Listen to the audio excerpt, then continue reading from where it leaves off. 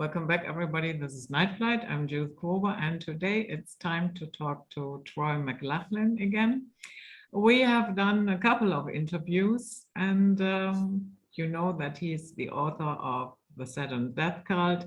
He has a website that goes by the same name, and I'm very happy to have him back, and we're going to analyze our current situation, from the perspective of the Saturn Death Cult. So Troy, welcome back. Thank you very much. Good to be back in these increasingly real times that we're all going through. Yeah, I have to say it has been very, very, interesting living in Germany right now. Yeah, I think you guys are sort of going to be at the front end of it all very shortly. I know that the concentration has been on Ukraine itself, but in terms of the greater geopolitical scene, it's well, probably this Friday, isn't it, that we get a sense of where things are going to develop from there. So, yeah. Okay, Putin said. So now the Kremlin has confirmed it, and that is because there were, since Gazprom did the force majeure and that entered the press. Yeah. So there has been a lot of speculation, but now it's official. They will deliver gas through Nord Stream 1, but only 20% of the capacity. Right, 20% only. Oh, Yeah. I thought it was going to be 20% down. So only, so you're only getting 20% of the capacity. But before that maintenance stop, all right, that reduced flow was 40%. Oh, okay, so it's So going now, on. if they subtract another 20%, that leaves 20%. Okay. I mean, I don't know how Germany can function normally on that sort of level. I don't know if you know this, if you can tell me this, does that impact France and other countries around Germany at the same time, or is it purely a German experience that they're going to?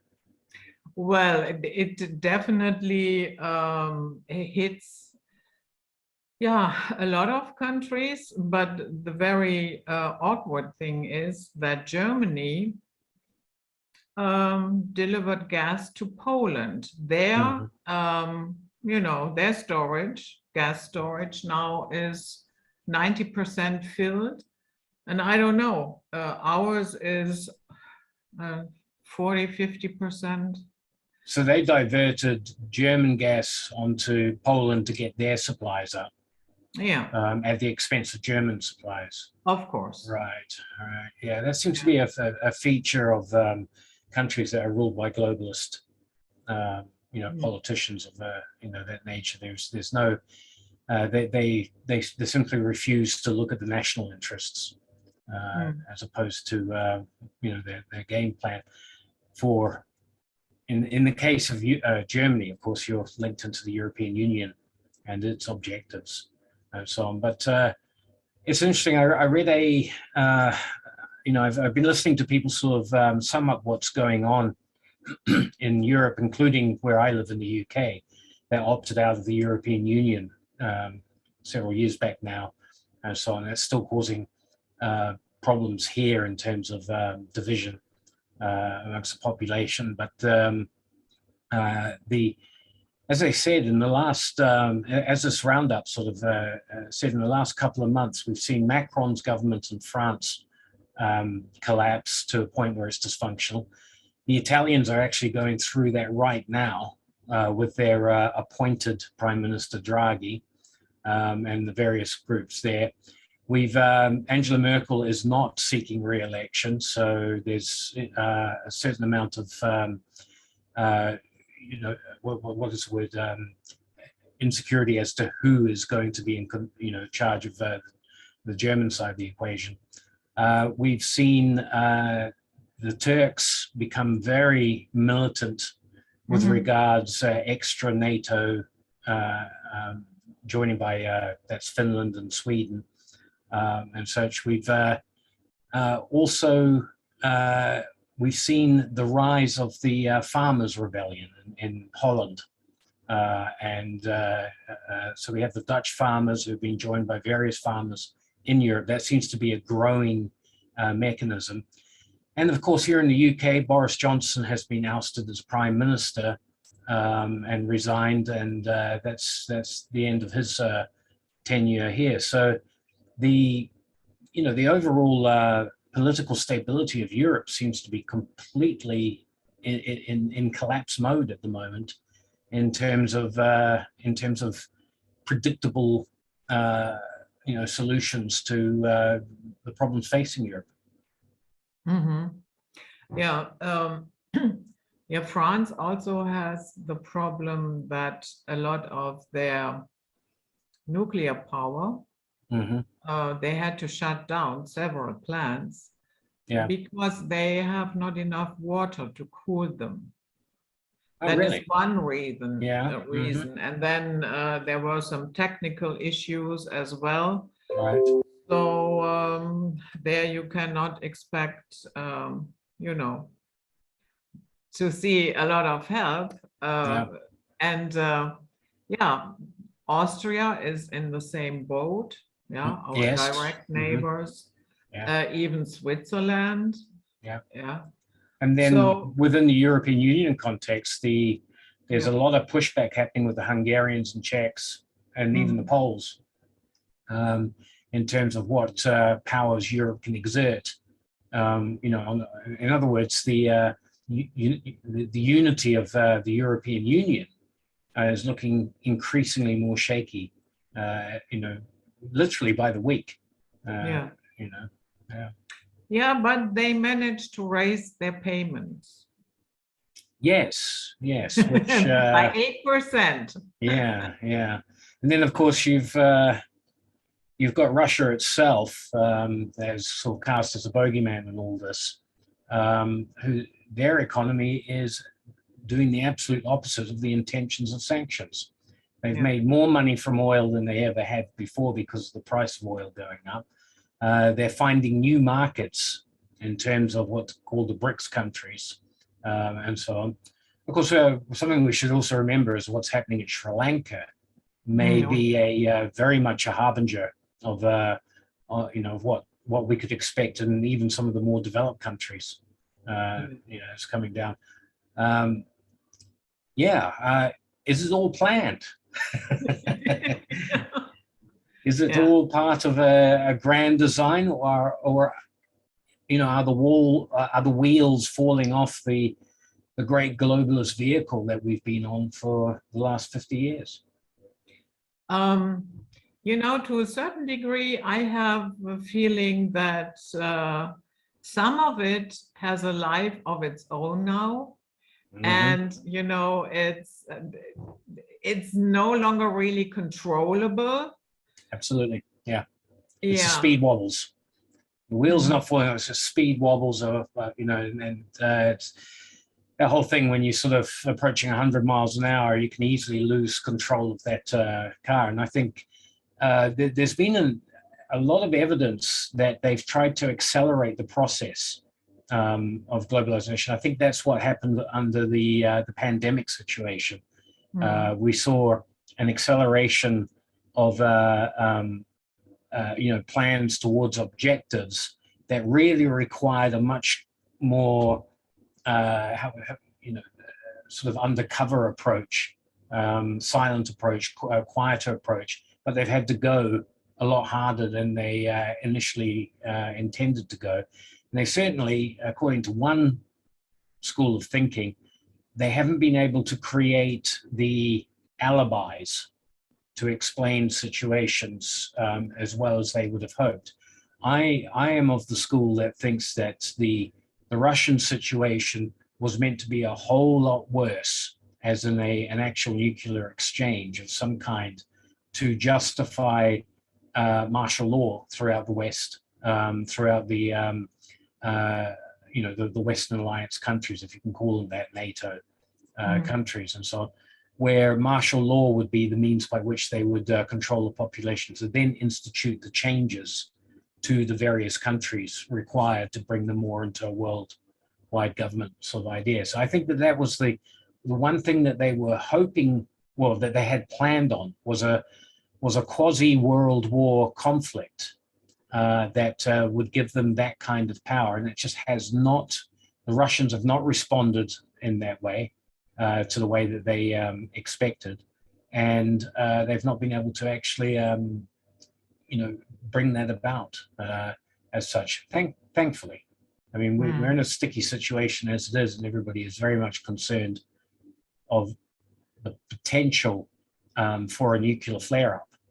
But at this stage, they haven't got what they wanted. They haven't been able to declare martial law as a result of saying what the Russians did. They've tried to blame Russia for everything at this point, and I think that's clear to most people who have an objective viewpoint, that anything that is bad that can be exploited is put on to Russia and Putin, and anything that they can say they're trying to help humanity and so on like that, they claim for their own.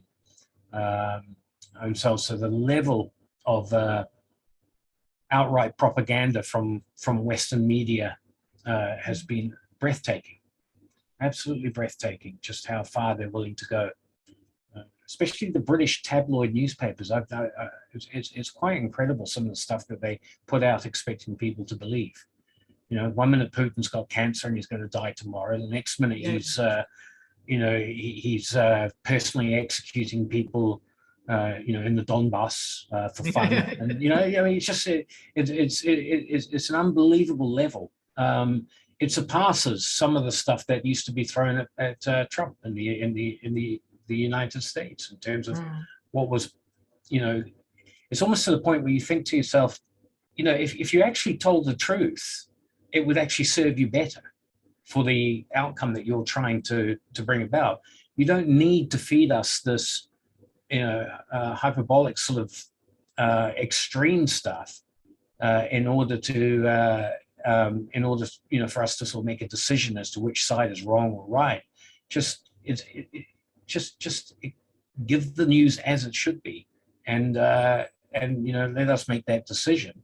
As such, and I'm sure that you'll find some people will be anti-Putin, some people won't be. But at the moment, it's almost, people that I deal with and so on, we've given up on mainstream news. Most of us look at the mainstream news just to see maybe a few images, pictures that might, give us a better idea of what's actually happening on the visual level. But as far as the narrative behind those news reports, most of us are, very skeptical in terms of it. It's the same with the weather. Britain is now constantly cast in this dark, hellish red glow.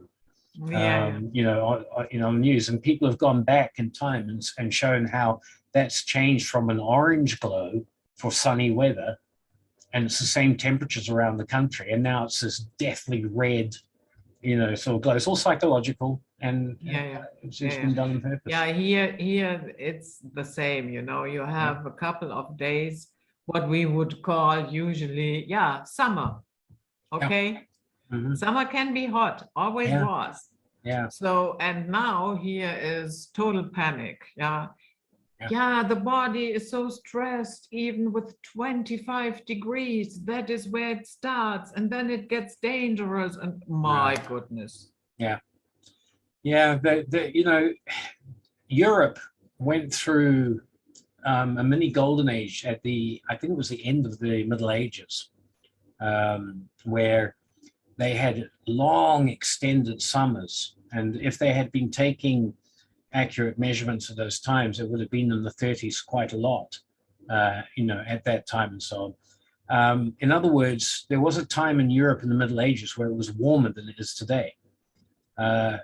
Another factor that always annoys me is the way the emphasis is on anthropomorphic, progenic influence, i.e. humans are the cause by releasing carbon. And I can remember two bits of information that came out when the explosion at Krakatoa Island in Indonesia in the 1900s took place. That explosion threw 5 times the amount of carbon into the atmosphere that the entire industrial revolution has put out. That's just one, volcanic explosion. You've had Mount St. Helens, you've had a whole lot of others. The Italian Vesuvius is always sort of erupting, the Hawaiian Islands, that sort of stuff. In other words, global warming, they've traced it back, was an increase in volcanic activity in the Antarctic in underwater volcanoes that was releasing a lot of stuff.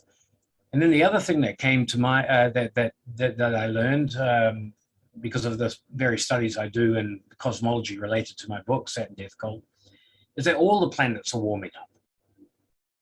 Yeah, it's not just Earth; it's all the planets. And contrary to some people in the alternative research world, I do not believe that anybody's running around in gas guzzling SUVs on Mars or on the moons of Jupiter or anything along those lines. And yet those planets are warming up at the same rate that the Earth is warming up. So it has to be sun driven. It has to be driven by solar cycles. As far as these goes. So yeah. But do you also have this impression that they are on a frenzy of destruction, trying to really destroy everything that has, be it the family, the fabric of the families. Yes. Yeah, be it, sometimes I even have the impression they are really working hard on it, that even the last people decline to listen to the mainstream media, and or with Rogue and Wade, that entire nonsense when that was. Oh, right. Yeah, you froze up just there. Yeah, I froze up. Now I'm there again. Yeah. So,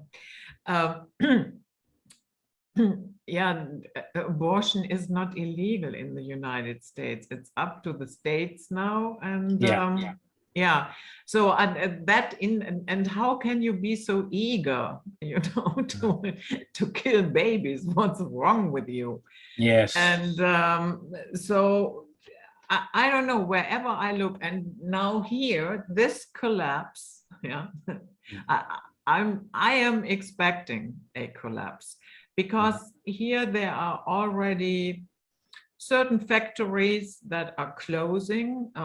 For instance, a factory that produced glass. Yeah. And it it is not that he does not have enough to do, on the contrary, but the amount of electricity that he has to pay, it has risen from 400,000 a month to 4 million.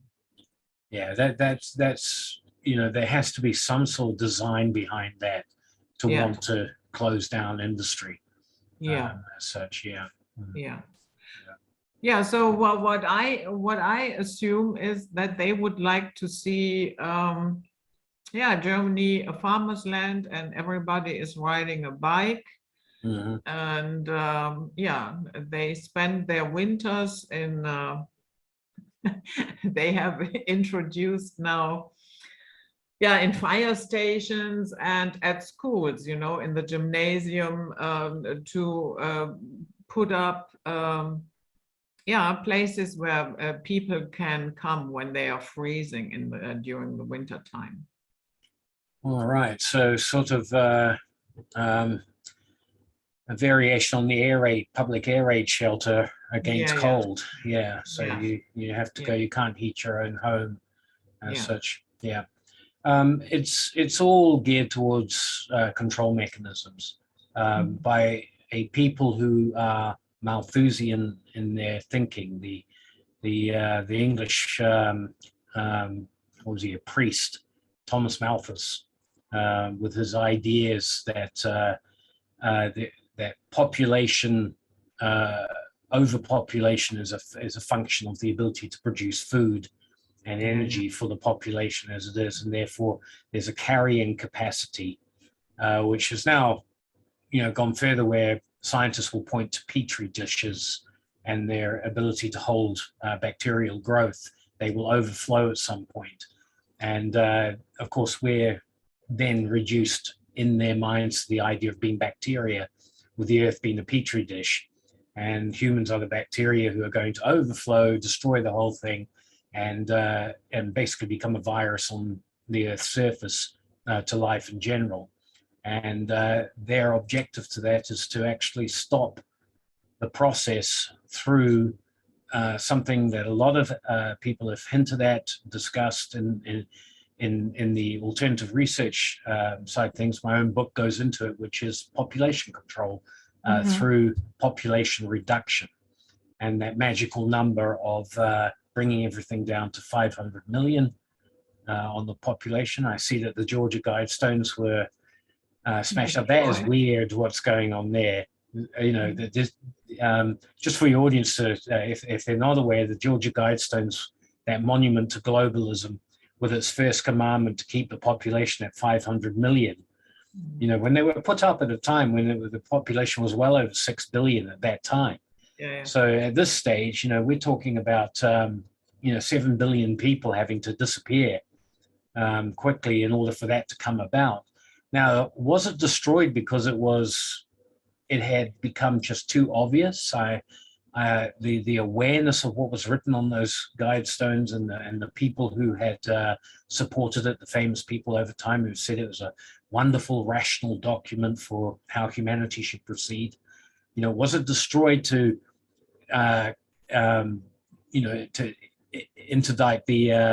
interdict the awareness that was starting to build up on it, or did somebody go and blow it up? My opinion is it was destroyed purposely because they haven't made a big deal of it. They haven't decided to, go into Georgia in America where this monument was kept, and basically go house to house to find out who destroyed their precious documents and so on like that. So that tells you that that they may have actually been behind getting rid of it themselves. They had a construction crew ready to go. That day, it got blown up in the morning and it was smashed down by the end of the day, supposedly for a safety thing in a place where to get those crews out, when you saw the machinery, it would have taken probably a couple of days to organize, and they could have put tape around it to say you can't come in as a safety, but no, they smashed it all down. It was ready to be done. So given that, and the timestamp was also interesting. Enlighten me. What was the time? It was 4 a.m., 3 minutes and 33 seconds. 3 minutes.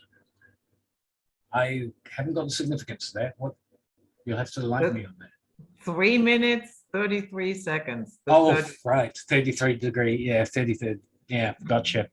Yeah, that's it's an interesting timestamp. It could have been, 35 or 19. It had to be 33 or whatever. No, it was 33. And they've never released footage of the people coming in, placing the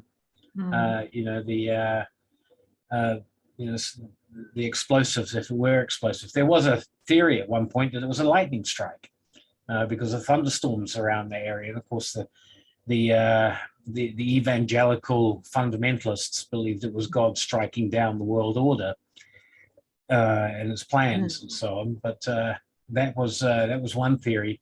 For me, the lack of footage, 2-3 hours either side, showing stuff, the lack of interest in the media to find out who did this, it has to be something that they decided we're getting too much scrutiny in what we're doing as such. The most frightening thing was was AstraZeneca, the manufacturers of the the pandemic vaccine, the COVID vaccine, telling us that they had 7 billion vials of vaccine that were going to go to waste because nobody was using it. They weren't doing it. Why 7 billion?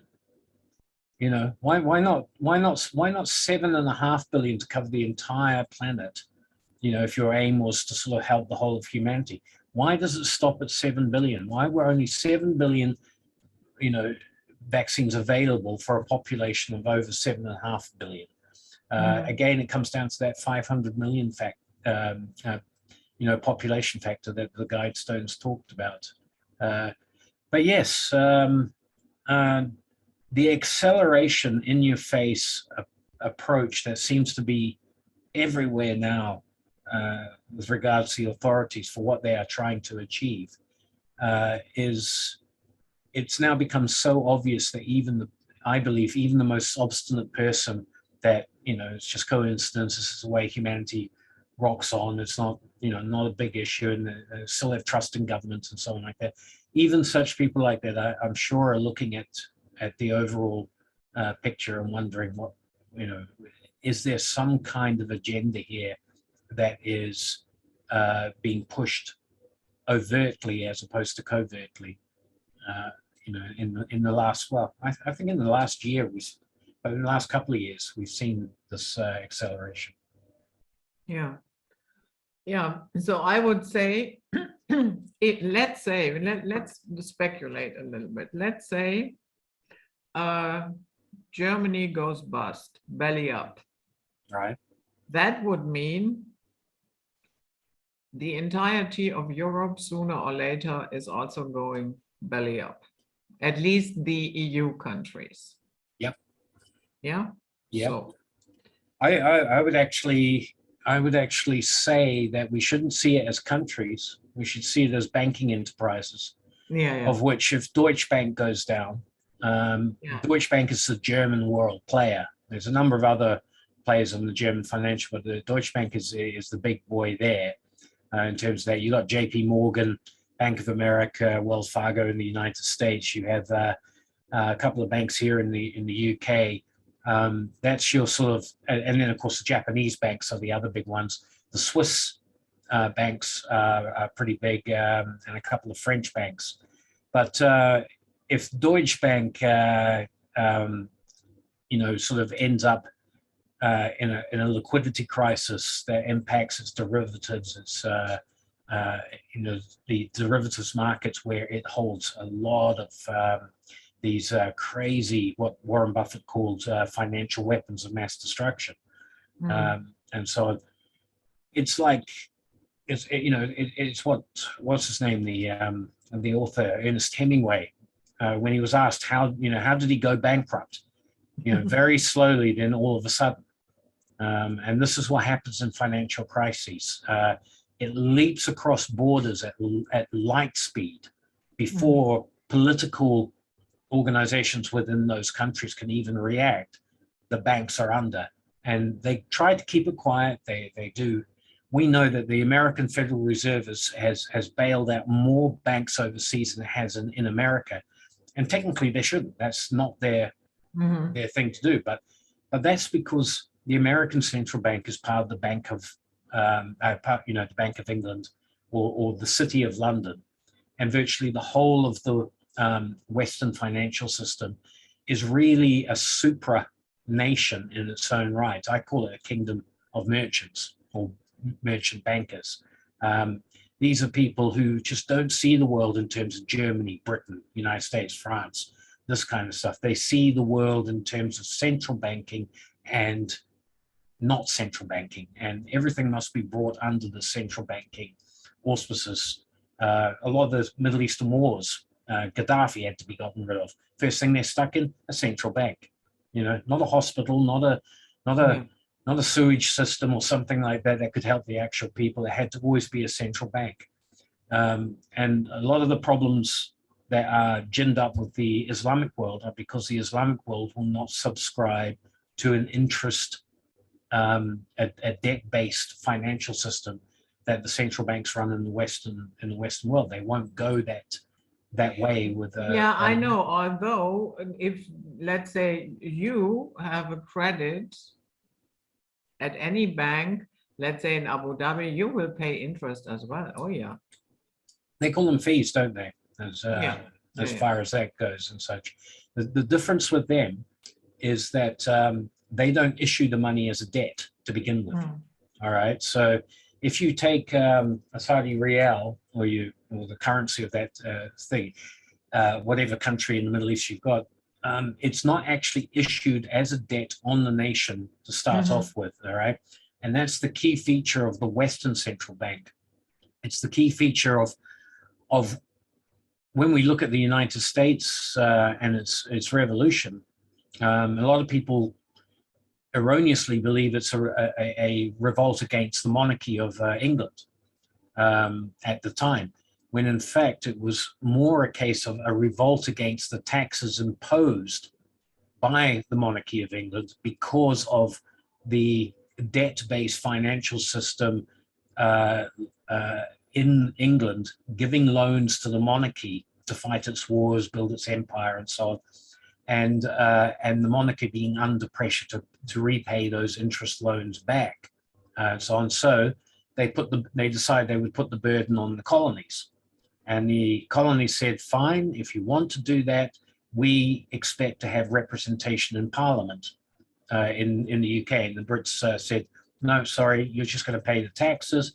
So the colonialist population decided they'd had enough of that. They revolted, and of course, one of the key aspects of their constitution was that only Congress would have the power to coin money, and they resisted a central bank on the model of the Bank of England for right up to 1913. There were a couple of attempts at instituting a similar bank during the 1840s, during the 1860s and such, but finally the City of London finally recaptured America in 1913, and with the industrial base of the United States with backing that capture, that the institution of the Federal Reserve Bank became a program then that the entire industrialized Western world was now going to be placed under the central banking system. And the Swiss signed up. After this, well, before the Second World War, the Germans had signed up. The Bank of International Settlements was created, and after the war, the Japanese signed up into it. So you had those very powerful Western nations economies, all governed by a central bank. And this is the fundamental central bank that was issuing money based on a debt, all right, a debt to the people of that country paid through the tax base of those countries. And the Arab countries have resisted that one factor. Yes, they will charge you interest in terms of loans, things like that, but they do not issue their money as a debt to start off with, and that's the fundamental difference. And that's why they had to be replaced. Why there's been a campaign against them by the West, in my opinion. That has led to the vilification of the Islamic world. And there's the simple reason for it, Judith, is that the central banking model, pioneered by the Bank of England, personified by the Federal Reserve, the European Central Bank, and so on, and the Swiss Central Bank, it requires an expanding population, all right, in order to grow, so that you need more people to keep issuing money to build up, the amount of money in the economy to have what I call a false boom, and so on. And it always works very well in the first 40 years, of how it works. When the United States had civil war, a lot of people do understand that the issue of slavery was a big factor with regards to what was happening in American society at that time. One of the things that many, particularly Black conservative Americans, have pointed out is that when the slaves were freed, emancipated after the Civil War, as a result of the efforts of the Northern Union states, many of those freed people were immediately put into debt. All right, the banks were ready to issue money to these people as a debt to start off with. So they went from chattel slavery, the worst kind of slavery, but they then went into financial slavery, which meant that they were never ever going to be able to dig themselves out of the situation, because at the end of the year, they always had to pay back more than was actually in the economy, more dollars than actually was in the economy. And it was a very cynical, calculated move on the part of the banking establishment. Yes, let's free the slaves, not because it was the right thing to do, but there's more people we can lend money to. If we do. And this is what's happening to the world in general. It's happened to the African nations. It's happened to many of the Asian nations. Their leaders are bamboozled by, huge amounts of capital investment that come in as loans, to the country and so on condition that these particular companies get first crack at whatever resources the country has and so on. Those leaders have proven themselves to be corrupt in that they will take their slice of the money without letting the money get through to the actual population that supposedly the money was meant to go for. And as a result of it, these countries are destroyed because of the debt factor that they owe to the World Bank that is backed up by this Western central banking system. And, the only solution at this stage, because they will never give it up, they will never turn around and say, yeah, let's have a debt holiday, let's have a jubilee is the sort of the ancient concept of where all debts are cancelled. It's not in their mindset to do that. They can never ever allow that to happen. So the system has to be destroyed, and they know it will be destroyed by its own weight of corruption eventually. But they've always been able to create a plan that lets us all see destruction as not a result of central banking, but as a result of geopolitics or national squabbles or political issues, this sort of thing. And they're always able to reestablish the central banking model in the ruins of what's left over from a conflict, the Second World War being the last conflict that we saw on a global scale that allowed them to basically institute the American dollar as the world reserve currency, replace the British pound. And they've always had that ability to steer the world into a cataclysmic crisis where they come in and say, and now we will lend you the money to recover. And the process begins again. And in 50 to 80 years' time, you're back at that point where you need another world war as far as they're concerned. We're at that point, and I don't think Putin's playing ball. Hitler played ball back in 1939. In fact, you could say even the Japanese in 1933 with their invasion of Manchuria and so on. A lot of people think the Second World War beginning with Germany's invasion of Poland, but it's more like, I think the more holistic historical approach is that began with Japan's invasion of Manchuria in China. And the war in China was every bit as bad as anything that happened in Europe, as a result. So 1933 to 1945, and you could even extend that to 1948 with the founding of the State of Israel. That was the last big crisis that we had. Now we've had this peace for so long. They need another war. Yeah, at least in some countries it was peaceful, not all over the world. So, Well, I'll just say that one of on that aspect, I'm a generation that has never been drafted into war. I've never had to worry about, I'm part of that Western society, Australia, New Zealand, Canada, United States, Western Europe. I have never even remotely considered the possibility that my government, when I was growing up in New Zealand, was ever going to say, right, you've been called up to go and, be shot at and to shoot at other people. That has never happened to me. So I've never faced that compared to my grandfather's generation and my great-grandfather's generation. They were constantly being called up and sent off into wars and so on. And it didn't really stop in America until the end of the Vietnam War, as far as it went. But my generation, we've had it so easy in terms of peace. And yet our newspapers, as you rightly point out, our newspapers are filled with regional conflicts that happen all over the world, that anybody coming to the planet from outer space would say, you've never stopped having a world war. Yeah, exactly.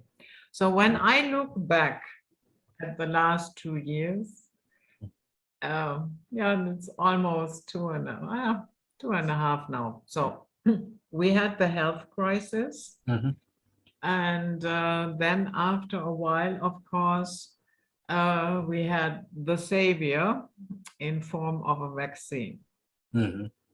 So what is your hunch? Are we going to see at a certain point, let's say, some type of energy corporation coming to the forefront and introducing possibilities and so on and so forth to rescue the world? Or do you think at this point it's just we have to destroy everything?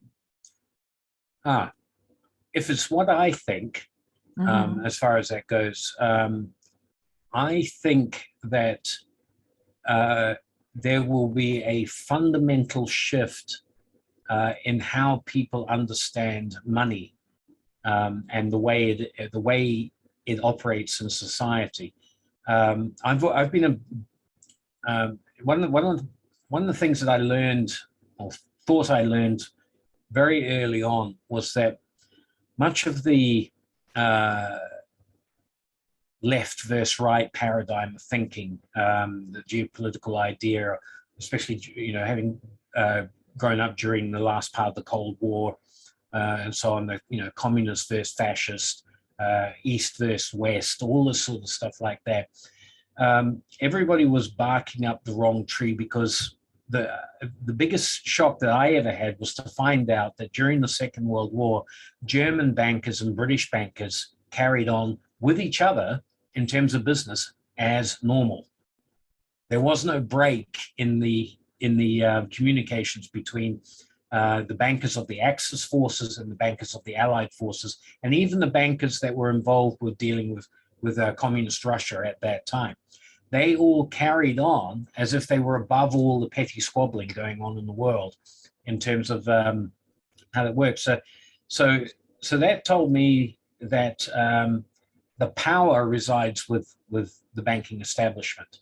And it's my belief that when that fails, when that control mechanism that is based around debt-based slavery, in terms of such, when that fails, you get the opportunity for a completely different concept in how money operates within society. In other words, it no longer becomes a commodity.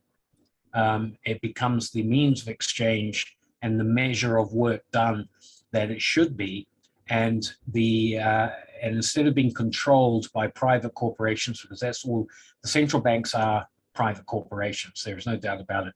They're called federal, but that's a clever ruse on the part of the banks. Bank, yeah. They're private corporations that exist for the enriching of private individuals behind the scenes and so on. We all know who the suspects are in terms of that, the various families and board governor people that have been involved with that. But when you have an opportunity to change the system, which has not presented itself for, I believe, at least 3,000 years. It's been very difficult for people to actually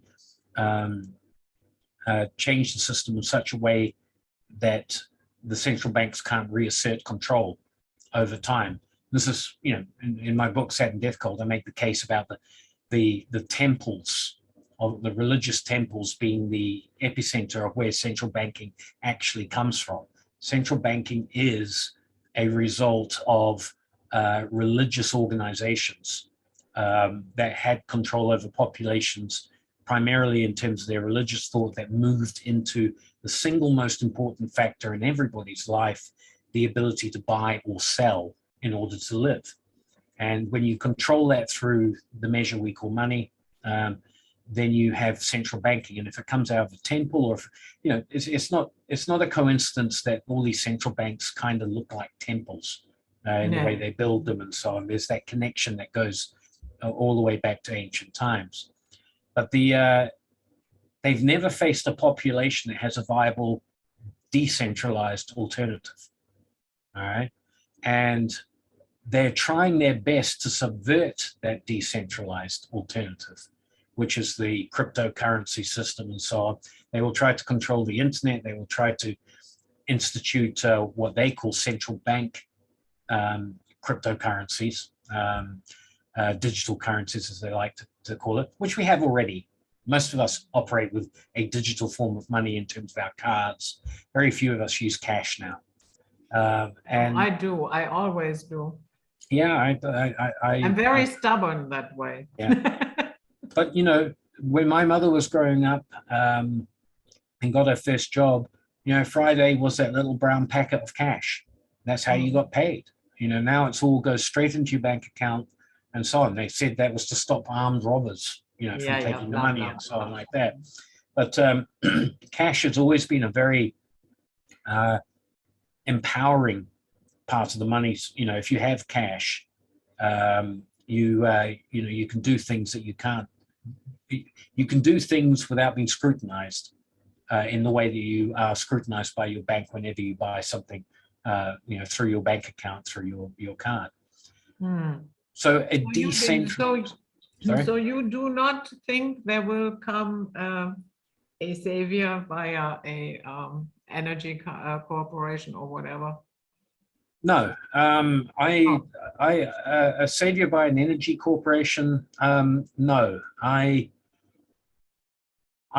think, what people sort of refer to as a messianic, complex, the looking for a savior, a single person. I've never subscribed to that, even though I am a Christian. The idea of because too many people then revert to what's called a personality complex, personality cult in terms of the individual. I subscribe more to the idea of people reaching a point where they can understand that everything they have is not a result of government giving it to them. It's a result of individuals applying themselves to the problems that face humanity on a day-to-day level. All right. In other words, government did not create the environment for all the great inventions that have made life easier, have turned us into a species that has cracked survivability. We're not always on the edge of survival like a lot of the sort of animal species are and so on. We've learned how to create a world where we're not too worried about where our next meal is coming from, where our next so our warmth is coming from and so on. And all that's happened is that the banking systems that have arisen have become parasites to that kind of industry that humanity has within itself. They rob humanity of the ability to just keep progressing in terms of taming nature, in terms of taming the ability to feed themselves without worrying about where the next meal is the next day. They can plan ahead and store and all the things that we associate with the economy. When you have a parasitic system that guarantees that somebody is always going to lose, and that group of people, as the system ages, that group of people becomes more and more over time, then that subverts the natural ingenuity and industriousness of the human species. Whatever the culture is, they have this capacity to be able to do stuff that improves their lot where they are. Sometimes they make mistakes and they destroy the environment that they're in. Other times they learn to live with the environment and so on.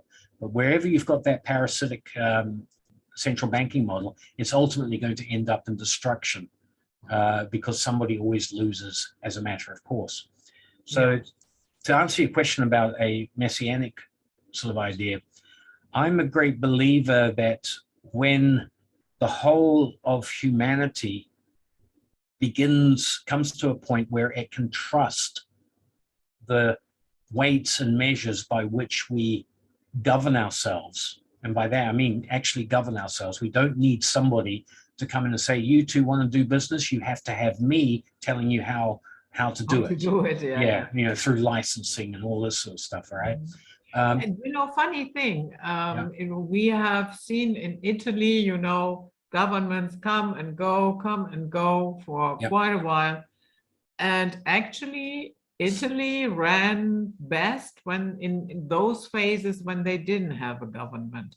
And then, of course, they had to install one because we can't have that. We can't have that people wake up to the fact that without the government, it's actually easier. Yes, I mean, to me, the history of the United States is the great example.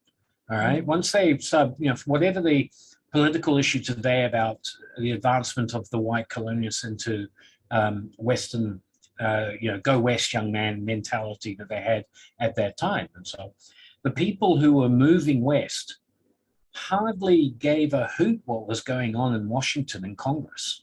It really didn't impact them. They got on with the job. They opened the country. They formed their own societies. And the only thing that governed them was not the people in government, but the Constitution that the country was originally based on. Okay, and it's that idea that if you've got because to me a constitution is just simply a set of weights and measures telling you, how long is a meter, how high is a yard, how heavy is a kilogram, whatever it is along those lines, and how, and once you've established those weights and measures, which also include social things, like you don't murder people, all right? That's a measure, all right?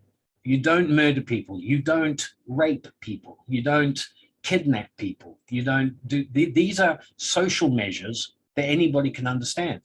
And when large groups of people agree on these social measures and operate in accordance with those social measures and punish people according to the breaking of those social measures, government really doesn't factor in. All it is an enforcement body to bring somebody to justice when society has actually decided they've broken those measures. But increasingly, government is taken over by people who see it as a mechanism not to tell you what you can't do, but to decide what you're allowed to do for the rest of your life. And so on. This is what you will do for the rest of your life. And the people who, the various clans and families that have moved towards central banking and such, central banking is the ultimate power to be able to say to people, you will do this and only this. This is what your life will be. And if you break this, I'm going to cut off your money. You can't buy, you can't sell. In a constitutional republic, you never stop from buying and selling because of what the government does.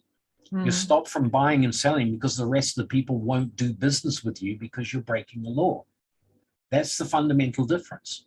Now criminals, they can carry on without any threat. I mean, just, the level of insanity that we have reached, that a son of a sitting president can be seen to be dealing in drugs, engaging in prostitution and possible human trafficking, and so on along these lines. All the stuff that's come off Hunter Biden's infamous laptop. I have one photo of him where he, first you see from a shot from above, there is a very tiny hand on one of the poles, like a pole dancer. And then you see him dragging that, not dragging exactly, but he is holding her by the hands. She's maybe 5 or 6 years old. She's dressed like a prostitute, full makeup, gelled hair, boots, and he, his towel is in the process of falling down, and they blacked out his genitals. And honestly, I have to say, if I'm in possession of that photo, where's the police? Where's the prosecution? What's going on here? Yeah, well, we know that the FBI have sat on that laptop. They've had it for years. And they've done nothing about it. And quite simply, it is government that is protecting Hunter Biden, because there is a two-tier system. As soon as government becomes the arbitrator of what is right and wrong, rather than law, then you get this situation. It's inevitable. We, in some respects, are luckily being shown stuff that is actually quite normal for the ruling classes. For thousands of years they've behaved this way. I think some of the horror stories out of the English royal family down through the centuries and so on, the stuff that they've been involved in, would turn people's hair white if they actually saw video footage of this kind of thing going on. They would be shocked at how bad it is. It's only in this age where everybody's got a sort of broadcast quality camera on their telephone. When I first got into media and was working at Television New Zealand as a stringer and so on, the idea of having broadcast quality images as just a matter of course of your day-to-day life and such, it was like an impossibility. You had to buy these huge cameras that were incredibly expensive to be able to shoot news and get images that could appear on television. Now people just hold up their iPhones, and we can see this, this, and they can immediately broadcast it over the internet. This has actually been the downfall, I think, of the ruling classes, because they've been exposed in this way. Can you imagine that Pope who used to have a little boy under his cassock when he sat, in the council of the Vatican, and he's been pleasured by it? Can you imagine if somebody back then had an iPhone? That footage would have gotten out, but nobody knew about it as far as the masses were concerned for centuries. It took, sort of looking into the background of the church and really correlating with some of the stuff that we found out about it since then.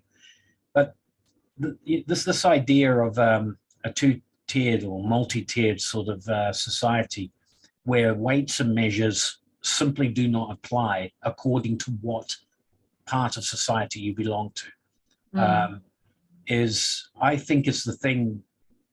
So I have an optimistic view that humanity as a whole will move towards the idea we've got to get back to the idea that the weights and measures govern us in terms of how we deal with each other, and we only involve third-party people if there is a dispute, as opposed to this idea that we're only allowed to operate when the third party says we have a license to do so. This is the fundamental difference. And it will only take place when central banking is destroyed. And I think that central banking thing is upon us. And when it happens, as Hemingway says, very slowly, then all of a sudden, my money has always been the catalyst is going to be Deutsche Bank. Deutsche Bank is the one that will start the avalanche of derivative time bombs throughout, the stuff that hasn't gone away since the last financial crisis. Yeah, has only got worse Mm. and such. I think Deutsche Bank will trigger that off, and JP Morgan and the French bank, P&G, is it? PBS, I can't remember. There's a French bank, BNP? Agricole. Yes, yeah. They are they French or Swiss? French. They are French, yeah. They're another one to watch as far as the European situation goes. But when it happens, I think it'll be about a 2.5 week process where the entire global financial system will completely freeze up. And people with cash will be king in that time. And people who have, stocked up on things like gold and silver will be able to buy back in to what comes at the next part. But I think that that financial crisis will free us from the banking system, will alert so many people as to how dodgy the system is, how corrupt it is, that what comes in after it is a consensus of never again central banking. And you start from that, you start looking for alternatives that are the opposite of central banking. There's your messiah, there's your sort of lead back in to a society that is more equitable. Yeah, that makes sense to me. I was thinking along those lines because I have a strong feeling that the corporations in the long run would like to eliminate the governments and take over themselves. Definition of fascism. And that to me is, it's playing into this because we have so many governments now in trouble. Yeah. We have very, very incompetent people in government.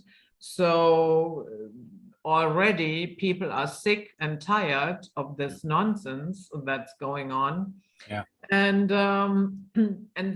I think this time period that we are in right now, the deck is stacked in a way anybody who can, let's say, hijack that in a clever, intelligent way, and come up out of this on top of everybody else.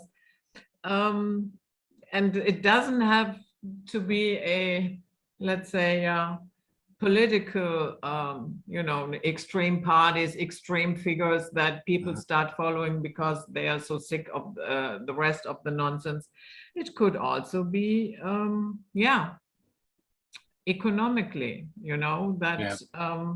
I can't rule it out personally. Well, the great fear is who rises to a point where they can exploit other people without without any pushback.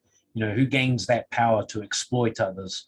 And what you describe, of course, is is a definition of Italian fascism, as opposed to the German model National Socialist or fascism that came up in the 30s. Italian fascism was always about government facilitating corporations to create monopoly. And this is the argument that you have with people there. And they say, oh, we hate left wing, we hate capitalism, and so on like that. Okay. Well, capitalism, if you're judging it by the corporations, the big Western corporations, those are not capitalists. They are monopolists. All right. They just want the monopoly, instead of it being the monopoly of the government that most left-wing communist socialist ideologies, promote. Their idea is that each corporation has a monopoly over its sector of the market. So, you have the guys who have the food monopoly, the guys with the energy monopoly, and most importantly, the guys with the banking monopoly and such. And government is used to protect those monopolies, which is, where the whole issue of licensing comes into play through the bureaucracies. Particularly in pharmaceutical companies, you see that at the end of the day, to be able to compete, if you've got if I woke up tomorrow and had a brainwave and found the cure for cancer, you would never ever get it, because they would never allow me to compete against the pharmaceutical people by starting my own company. I'd have too many costs to do it. The only thing I could ever do is personally sell out to the pharmaceutical people, and then we know that they would quash that cure because they'd rather have people and so on along those lines. So you can't compete when the government is always telling you, yeah, well, if you want to get into the pharmaceutical business, you've got to jump through these hoops and this license, and you've got to get this, and you've got to have this checked out, and that'll take you 20 years, to do that. So fascism uses government to protect its monopolies, the corporate monopolies that they have from other people. The socialist idea simply has the idea that you replace the corporations with government bureaucracy. All right, so it's the same sort of idea, and then it's just the extension of it. And so much of the battle that we see today in the ruling classes is between these two forms of thought. It's the bureaucratic Bolshevik idea versus the Italian fascist corporate idea that is ultimately aimed at who actually holds the monopoly over what you could call the human capacity for production and inventiveness. Who has that control? Yeah, great. So, Troy, believe it or not, our first hour is already gone. So we will take a short break. Sure. And we see the patients on the other side. Until next time, bye-bye.